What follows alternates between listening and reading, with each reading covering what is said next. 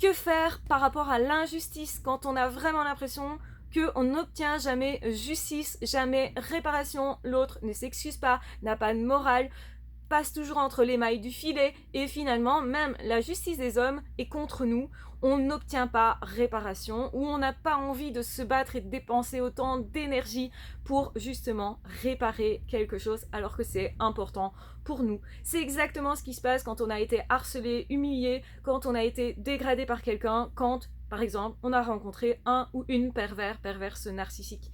Eh bien, en réalité, n'oubliez pas qu'il y a la justice divine et que là, il sera impossible pour cette personne de passer entre les mailles du filet. Oui, il y a bien une justice divine qui va l'obliger justement à se repentir et si ça n'arrive pas, eh bien, cette personne, elle va avoir dans sa vie des crasses, autrement dit, parce que cette personne va devoir vivre quelque chose à juste mesure par rapport à ce qu'elle vous a fait.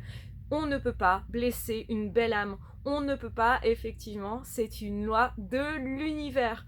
Et souvent, on oublie cette loi de l'univers et du coup, on reste aigri, on reste en colère, on se dit c'est pas juste, on se dit mais enfin, j'ai rien fait pour mériter ça et donc ça me semble injuste. Déjà, vous pouvez reprendre justement de la revanche sur la vie en vous offrant à vous le meilleur et déjà en étant justement très bienveillant avec vous, ça va déjà réparer une partie de ce que vous avez subi.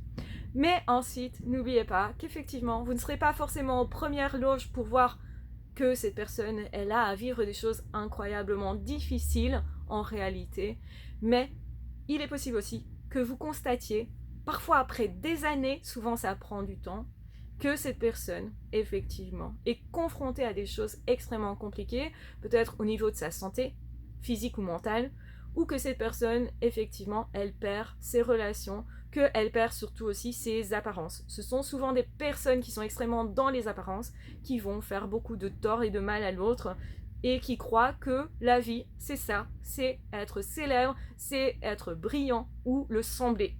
Donc ce que, évidemment, ça n'est pas.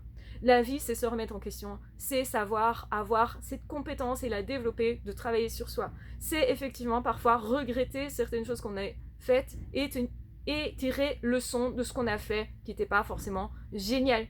La vie, c'est justement ça, c'est savoir se remettre en question, c'est savoir avancer, c'est savoir tirer leçon de ses erreurs.